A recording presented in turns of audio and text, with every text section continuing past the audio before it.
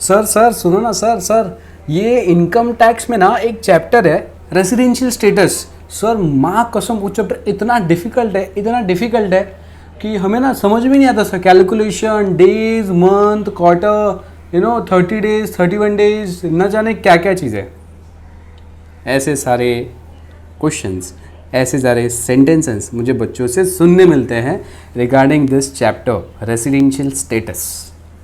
तो आपको पता है हम लोग ये जो सब्जेक्ट पढ़ने जा रहे हैं उसका नाम है income tax. That is subject का नाम नहीं हो, टॉपिक का नाम है इनकम टैक्स, एक लॉ है। सब्जेक्ट का नाम है डायरेक्ट टैक्स।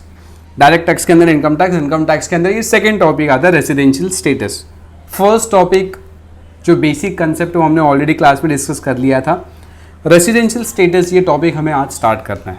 तो जैसे मैंने स्टार्टिंग में बोला कि बच्चों की ये सब डाउट आते हैं, तो ये डाउट सारे के सारे आज आपके ख़त्म हो जाएंगे, बिकॉज आज हम लोग इसको बहुत ही ईजी तरीके से एक चार्ट के माध्यम से इसको पढ़ने वाले हैं।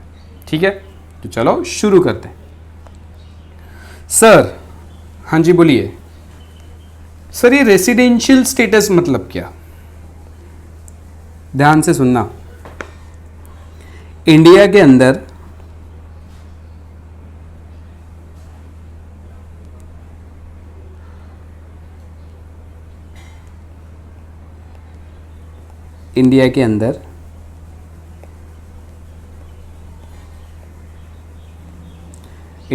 जब भी कुछ टैक्स लगना होता है ना, तो वो टैक्स डिपेंड करता है उस बंदे के रेसिडेंशियल स्टेटस पे।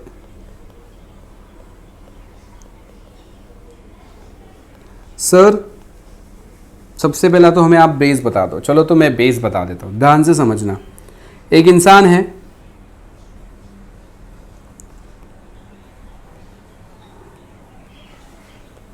ये इंसान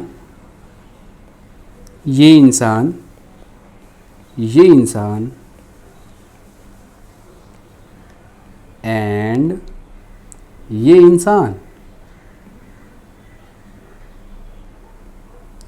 ये तीन प्रकार के इंसान है। तो इनका तीन अलग अलग प्रकार का स्टेटस होता है। क्या होता है? एक स्टेटस, व्हाट्सएप वाला नहीं,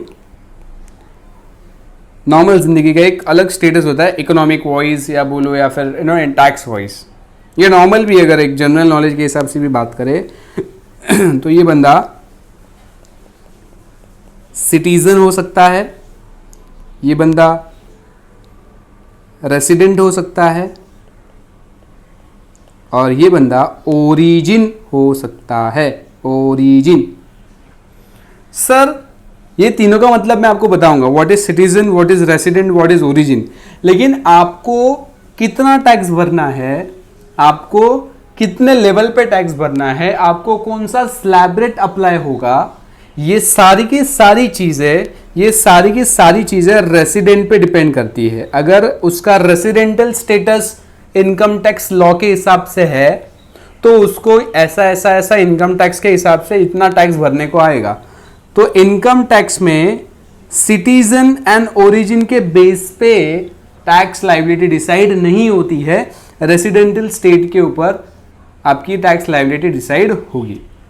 तो सर पहले तो आप बताओ व्हाट इज अ सिटीजन? नागरिक, भारत का नागरिक। तो क्या हम सब भारत के नागरिक हैं? आप, मैं, ये वीडियो जितने भी बच्चे सुन रहे हैं, ये सब भारत के नागरिक हैं। तो आंसर निकल के आएगा, अगर आप कुछ कंडीशन फॉलो करोगे तो आप भारत के नागरिक के कहलाओगे। सर ओरिजिन मतलब? ओरिजिन मतलब आपका जो जन्म है, आपका नहीं, आपके मॉम डैड के मॉम के तरफ से नाना नानी का, एंड डैड के तरफ से दादा दादी का, इनका जन्म अगर अनडिवाइडेड इंडिया में हुआ होगा। अनडिवाइडेड इंडिया क्या होता है वो हम लोग आगे डिस्कस करेंगे, लेकिन इन लोगों का जन्म अगर अनडिवाइडेड इंडिया में हुआ रहेगा तो वो ओरिजिन कहलाएंगे, राइट।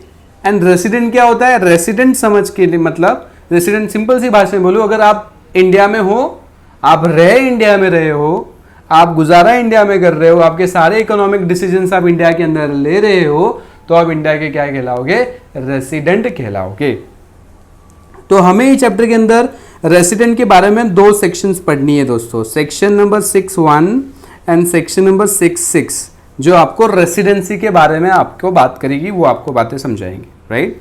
चलो चेक करते हैं इसका डिफरेंस। देखो यहाँ पे मैंने तीनों डायग्राम बनाए हुए हैं। यहाँ पे क्या लिखा है, अच्छा ये जो रेसिडेंशियल स्टेटस चैप्टर है इसमें सेक्शन 5 से लेके सेक्शन 9 तक सेक्शंस है, ठीक है। हम लोग को सेक्शन 6 एंड सेक्शन 5 बहुत अच्छी तरीके से करने हैं, ठीक है। चलो मेन पॉइंट क्या बता रहा है, total income of N assessee, जो भी टोटल इनकम है it is based on residential status of assessee, मतलब उस इनकम पे टैक्स लगना, कितना टैक्स लगना वो किस पे निर्भर करेगा, रेसिडेंशियल स्टेटस पे। तो मैंने ये देखो 3 आकृति बनाई है, रेसिडेंट होगा, ओरिजिन होगा एंड सिटीजन होगा। तो पहले हम लोग चेक करते हैं कि उसमें ये देखो सिटीजन मतलब क्या, मैंने क्वेश्चन पूछा था ना स्टार्टिंग में, सिटीजन कौन कौन सिटीजन हो सकता है। ये वीडियो स्टॉप करके आप इसको लिख सकते हैं, ये बहुत इंपॉर्टेंट है। शायद ही कहीं किसी को इसकी इंफॉर्मेशन आपके बुक में मिलेगी, चार्ट वाइज मिलेगी। बहुत इंपॉर्टेंट है कि कौन इंडियन सिटीजन हो सकता है। तो अपना इंडियन सिटीजन एक्ट है 1955 का, जिसका सेक्शन नंबर 3 ये कहता है कि अगर, ध्यान से समझना, अगर पर्सन का जन्म, मतलब हम जैसे लोगों का अगर जन्म 26 जनवरी 1950 या उसके बाद है, 26 जनवरी 1950 उसके बाद है, लेकिन 1 जुलाई 1987 के पहले है। अगर हम में से कोई 26 जनवरी 1950 के बाद एंड 1 जुलाई 1987, 1 जुलाई 1987 के अंदर, ये टाइम पीरियड के अंदर अगर इंडिया में आपने जन्म लिया होगा, याद रखना, ये टाइम पीरियड के अंदर अगर आपने इंडिया में जन्म लिया होगा तो आप इंडिया के सिटीजन हैं। आपकी बात कर रहा हूं मैं, हम सब, मतलब इंडिविजुअल। मैं प्रतीक अगर 26 जनवरी 1950 एंड 1 जुलाई 1987 1987 के पहले अगर मैंने इंडिया में जन्म लिया है तो मैं क्या हूं, इंडियन सिटीजन हूं। सर लेकिन अगर हम लोग, जैसे देखो मेरे को जो लोग सुन रहे हैं, बहुत लोग ये क्राइटेरिया में नहीं आते। नलायको आप मत सोचो मैं बहुत ज़्यादा बड़ा हूँ, आपकी जितनी एज है उसमें बस 2-3 महीना एक्स्ट्रा जोड़ लो, उतनी मेरी एज है, तो हम पहले वाले कैटेगरी में आने वाले नहीं है। फिर सेकेंड, ध्यान देना, अभी बॉर्न विद इफेक्ट फ्रॉम, अभी इसके बाद 1 जुलाई 1987 के बाद बट 31 दिसंबर 2004 के पहले, ये पीरियड में आपके माता पिता में से कोई एक अगर सिटीजन ऑफ इंडिया है, आपके माता पिता में से कोई एक अगर सिटीजन ऑफ इंडिया है तो आप क्या बन जाओगे, सिटीजन ऑफ इंडिया। ये वाला रूल में बताया गया है 1 जुलाई से लेके 31 दिसंबर 2004 से पहले, राइट। आपके माता पिता में से कोई एक, लेकिन 31 दिसंबर 2004 के बाद क्या हो गया, मान लो कोई बच्चा अगर सुन रहा है जिसका जन्म इसके बाद हुआ है, तो क्या माना जाएगा कि अगर आपका जन्म 31 दिसंबर 2004 के बाद हुआ है तो ये माना जाएगा कि आपके मॉम एंड डैड, माता एंड पिता दोनों अगर सिटीजन ऑफ इंडिया है तो आप भी सिटीजन ऑफ इंडिया कहलाओगे। जैसे एग्जांपल है Priyanka Chopra and Nick Jonas. अभी Priyanka Chopra citizen of India है लेकिन निक जोनस नहीं है, तो उनका बच्चा अगर बाहर पैदा होता है या इंडिया में पैदा होता है, लेकिन दोनों ही माता पिता सिटीजन ऑफ इंडिया होनी चाहिए। यहाँ पे सिर्फ Priyanka Chopra citizen of India है, Nick Jonas citizen of India नहीं है, तो उसके बच्चे को भी इंडियन सिटीजनशिप नहीं मिलेगी। बात समझा? ओके। वैसे आपके पॉइंटर TY BCom की अगर बात करो तो उस point of view practical question इस पर इम्पॉसिबल है आना, पर थ्योरेटिकल आपको क्वेश्चन इस पर पूछा जा सकता है। आई होप आपको ये समझा होगा, ठीक है। नहीं समझा तो फिर से वीडियो एक बार पीछे लेके जाओ एंड आगे लेके आओ, आपको वो समझ जाएगा, ठीक है। ये रही बात सिटीजन ऑफ इंडिया की। फिर बात करते हैं ओरिजिन की। ओरिजिन का कंसेप्ट, ओरिजिन मतलब मैंने बोला था अगर आपके पेरेंट्स का या दादा दादी का या नाना नानी का अगर जन्म अनडिवाइडेड इंडिया में हुआ रहेगा, ये देखो यहाँ पे definition of Indian origin section 115C, if he either of his parents or any of his grandparents are born in undivided India, that is before 1947, because उस समय डिवाइडेशन हुआ था, राइट। तो दादा दादी नाना नानी इन किसी में से भी अगर एक का भी जन्म, मतलब आपका खून का रिश्ता है जो दादा दादी से चलते आ रहा है, नाना नानी से चलते आ रहा है, उनका जो जन्म है वो अनडिवाइडेड इंडिया में हुआ रहेगा, मतलब या तो वो पाकिस्तान में जन्मी होंगी या तो बांग्लादेश में जन्मी होंगी, जो आज के 3 अलग अलग कंट्रीज़ है, लेकिन वो समय पे सब एक ही एरिया था ना। तो वो पूरे एरिया में अगर आपके दादा दादी का नाना नानी का जन्म हुआ रहेगा तो आप क्या हो, इंडियन ओरिजिन हो। अगर ऐसा नहीं है, साउथ अफ्रीका में जन्म हुआ था किसी दादी का, किसी दादा का अगर चाइना में जन्म हुआ था, दोनों मिले इंडिया में, तो वो इंडियन ओरिजिन नहीं है, राइट। लेकिन यहाँ पे उन्होंने ज़्यादा कवर किया है, पेरेंट्स को भी कवर कर दिया है।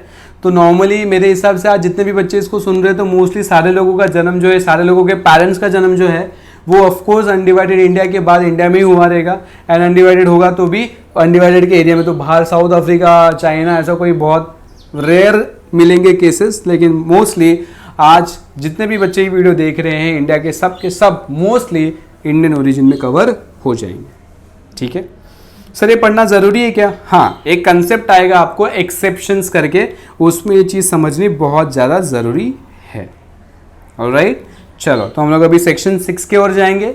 सेक्शन 6 में क्या कहलाएंगे? अभी हम लोग देखो, आपको समझ गया कि ओरिजिन क्या होता है, सिटीजन क्या होता है। अभी हम लोग बात कर रहे हैं रेसिडेंसी की।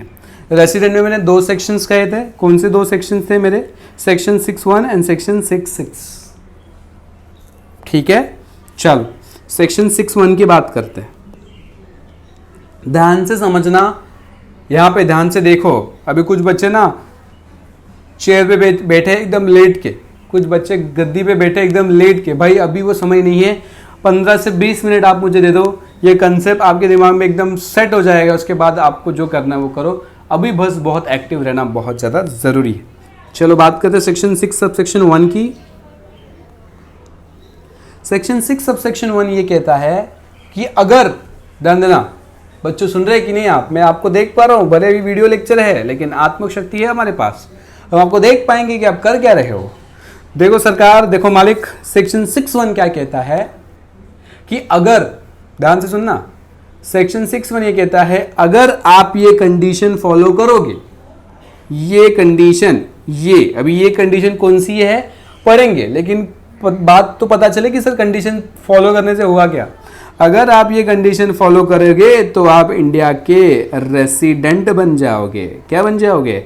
रेसिडेंट बन जाओगे। अगर आप ये कंडीशन फॉलो नहीं करोगे तो आप इंडिया के नॉन रेसिडेंट बन जाओगे। क्या बन जाओगे? नॉन रेसिडेंट बन जाओगे। तो सर ये कंडीशन है कौन सी? तो इसमें भाई साहब 2 कंडीशन है। कौन सी कंडीशन है? 2। Condition number A, condition number B, दोनों में से कोई एक कंडीशन फॉलो होनी चाहिए। क्या बोला मैंने? दोनों कंडीशन में से कोई एक कंडीशन फॉलो होनी चाहिए। दोनों में से कोई भी एक कंडीशन फॉलो हो गई तो आप क्या कहलाओगे? आप रेसिडेंट कहलाओगे।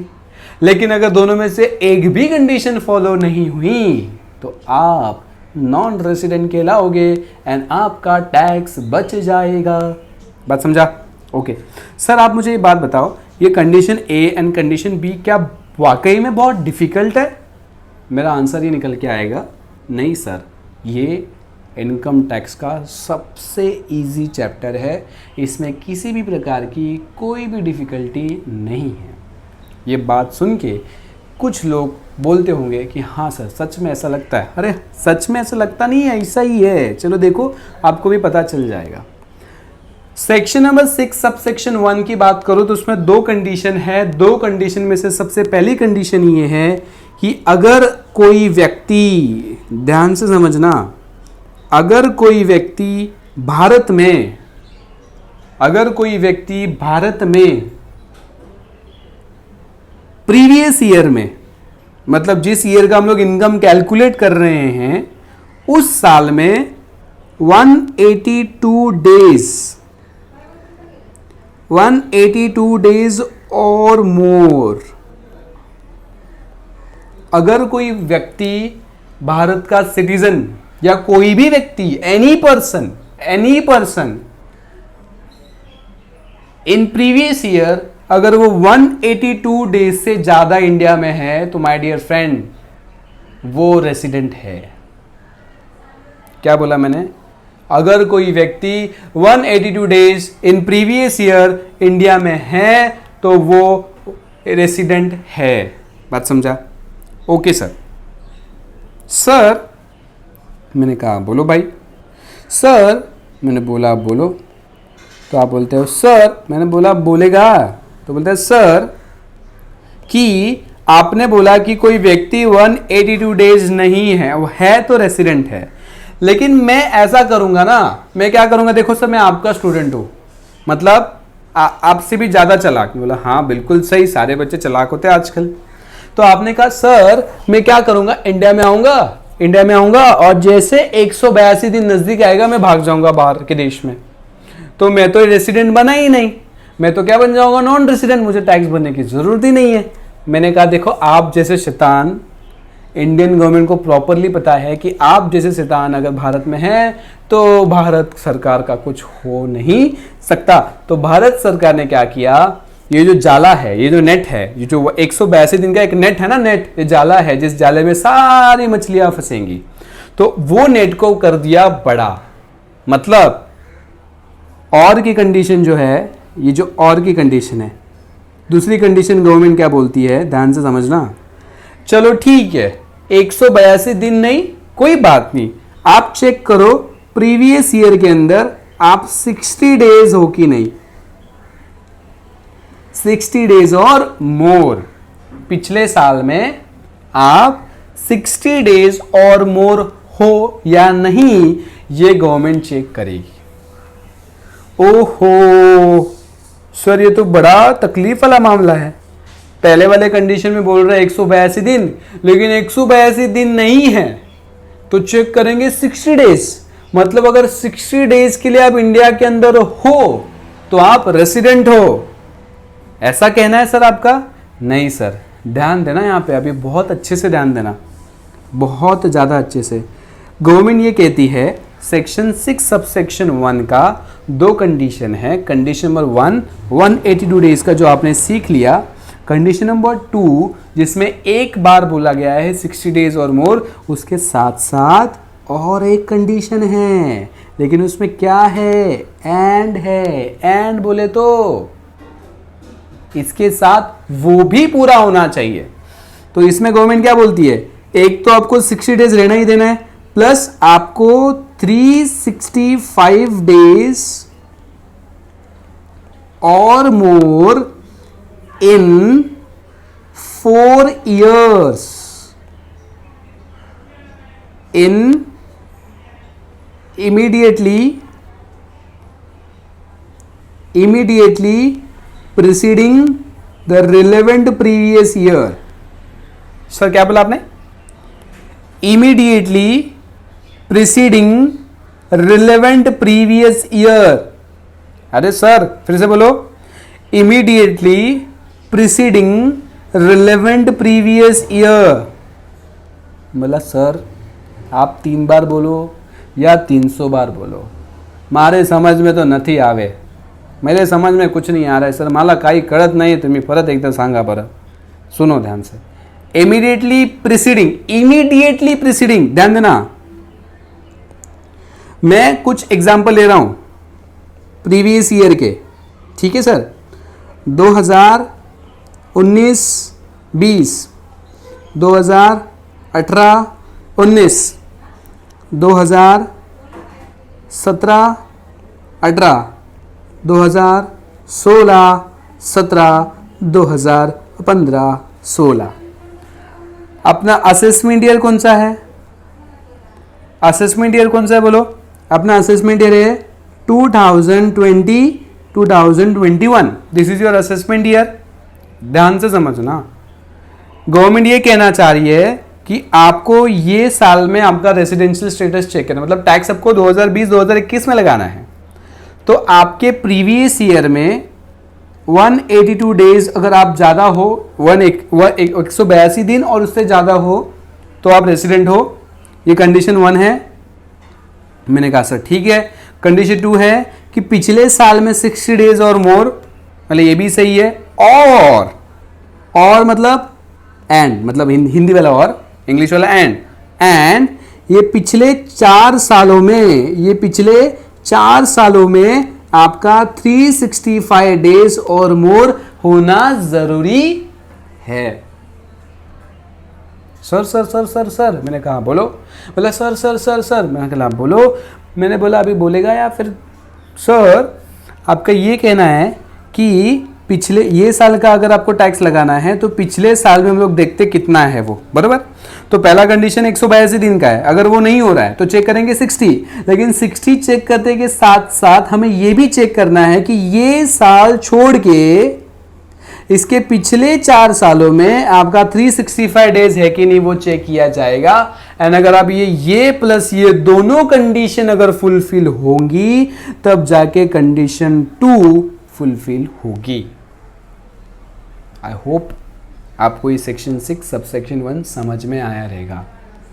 फिर से एक बात करते हैं, 2 कंडीशन है। पहले कंडीशन में क्या दिया है 182 डेज और मोर, एंड सेकेंड कंडीशन में क्या दिया हुआ है 60 days in a previous year, come on 60 days in a previous year and 365 days और more in 4 years immediately preceding the relevant previous year। बात समझो कि नहीं? यस, एकदम गंदा प्रेजेंटेशन है, मेरे पास एक अच्छा प्रेजेंटेशन है। यहां पे देखो आपको सारी की सारी चीजें समझ में आ जाएगी। देखो रेसिडेंशियल स्टेटस 3 लोगों का कैलकुलेट होता है, individual, company, other persons. Company का अदर पर्सन का आपके सिलेबस में है नहीं, हम लोग सिर्फ इंडिविजुअल की बात कर रहे हैं। तो इंडिविजुअल के केस में देखो या तो रेसिडेंट होगा या तो नॉन रेसिडेंट होगा।